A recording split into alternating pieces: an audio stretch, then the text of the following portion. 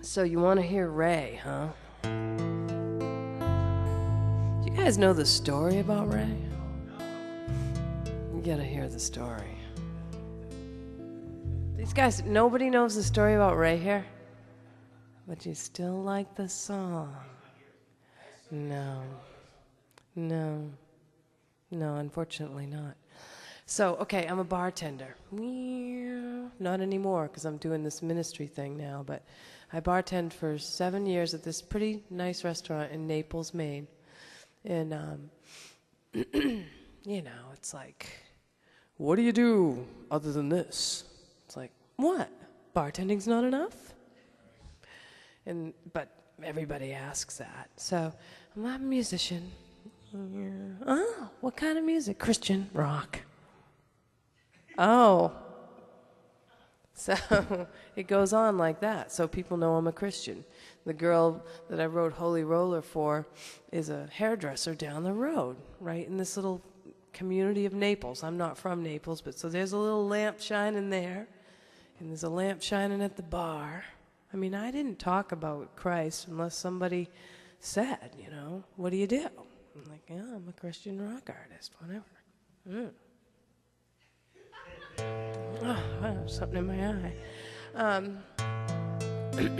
So Ray comes in. He's this guy, you have to know. Okay, I'm going to talk, sorry.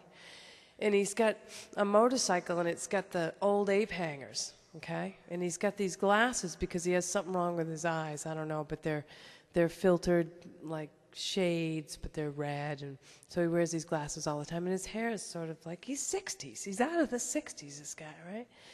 And he comes in, and it was 4 o'clock. We were open only at night. And he says, I heard you're a joy seeker. Joy seeker? I said, sure. Joy seeker. I never heard that before. So I said, yeah. He says, I want to hear your story, and I want to hear your man's story, and I just want to hear your story. I'm like, wow. Has anybody, you know, you're dying to tell your story, right? And then I was like, wow. Okay, I'll be right back, Ray. So I went downstairs and got some more beer, a couple cases of beer and stuff, and I'm going, oh, Father, you know, don't let me go on. Just don't let me go on, Lord. I don't want to go on. Just, you know. So I went up there, and I started telling him my story, and then I went back downstairs, and each time I went downstairs, because I was really I was stalking for the night, I kept saying, Lord, I don't want to go on, and, you know, so if you want me to go on, just have Ray ask me. Every time I went upstairs, probably 3 times, he told me right where I was in the story. And I'm like, whoa, this is wild. I'm like, wow, this guy's going to get saved. I just know it. So anyway, I happen to have a couple CDs on me. Don't usually. Must be God, right? Had them in my pocketbook. I said, listen, Ray, I just told you my story, and I don't really know you. You know, he was a customer a couple times. I had been introduced to him. But I take this CD home and listen to this CD. That's the least you can do here. And even if you hate it, listen through the whole thing. And I figured he'd toss it. So he says, all right, but if I get saved, I'm going to come back here and kick your butt. And he didn't say but. He didn't say but. But I'm not into swearing anymore. Sorry. Don't be swearing at me if you talk. I don't like swearing. I know. Christians are swearing now. It really bothers me. Okay. So he said, but.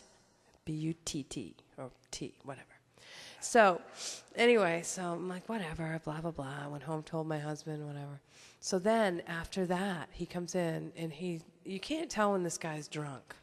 He doesn't wobble. He just gets mean, right? So he's come in, and he heckled me for like a month. Hey, Christian! Now it's busy. There's tourists here. And I'm like, ugh. But it didn't really bother me, which... Then, you know how you can kind of tell you've changed all of a sudden? You're like, wow, that used to bother me. Didn't bother me. I thought, wow, something's getting him, right?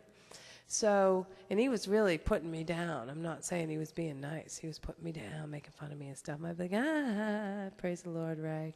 He'd use God's name in vain. I'd be like, oh, talking to Jesus, all right. You know, so I'd be joking with him, slinging the booze and blah, blah, blah.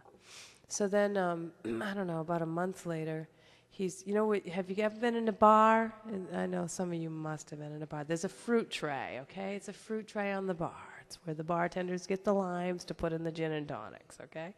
And so he's like right over the fruit tray, I remember. He's like, what are you doing here anyway? And he's drunk. I'm like, Ray, what do you mean? He goes, he says, we're all sinners here. And I'm like, Ray, I'm a sinner, but I'm saved. Yeah. I said, you might want to get back into the book. And I don't know why I said back into the book, but I said, you might want to get back into that book, Ray. I think he might have told me his mother was a fanatic. And that's all I said. I said, because, you know, you need to know the truth. I wanted to bite him. And so then I just went my merry way, went home, and the next day, God, you know, the computer downloads song, not long, probably an hour. And I was like, wow, Ray's going to hate this song, right? But I got to tell him, because I'm going to tell the story. And I had a jail gig. I do this gig at this young people's jail. These kids, you break your heart. They're so young and they're incarcerated. And so the next day I had that gig, and I'm like, guess what? I got a new song, and I'm going to tell you the story. And the pastor, Tim Higgins, was like, oh, we're just talking about all the stuff that's in that song. So, sad story, though. Ray ended up loving the song and still hating Christians. But he liked my music, and he liked me. And he liked my girlfriend down the street, the other Christian. He called us Christians. And he never took the Lord. I thought that he was going to take the Lord. One day he said to me, actually, I think I turned the page, and you'll know what I'm talking about when you hear the song. I'm like, really? He says, I think I turned the page or a page. Well, this man ended up dying in this tragic boat accident last summer, and it was in the main news. Just recently they had a trial, because this guy that was on trial plowed through Ray's boat and this young woman that he was seeing and killed him. And and I was like, what? I'm getting chills. I'm like, God, I don't get that, God. And then people were coming in, well, he's in a better place. I said, well, if you want to call hell a better place, I hate to be negative, but maybe he did have a talk with God real quick before he died. But let's get real here, you know. And I was really confused, and I wasn't mad at God, because I know him too well to be mad at him. But I'm like, you got to show me what this is about, God. This is. And a couple weeks later, I was in a jail, and another jail. I like jails. And I was in this other jail, and this girl comes up to me, because I go down into these dungeon pod things and sing these songs, my songs, to the girls. And she said, hi. This bright-eyed girl in the dungeon pod. I'm like, hi. I'm Ray. I'm like, huh? My name's Ray. Ray, you could be a Ray Light. I'm like, no, sir. She said, yeah, I'm Ray.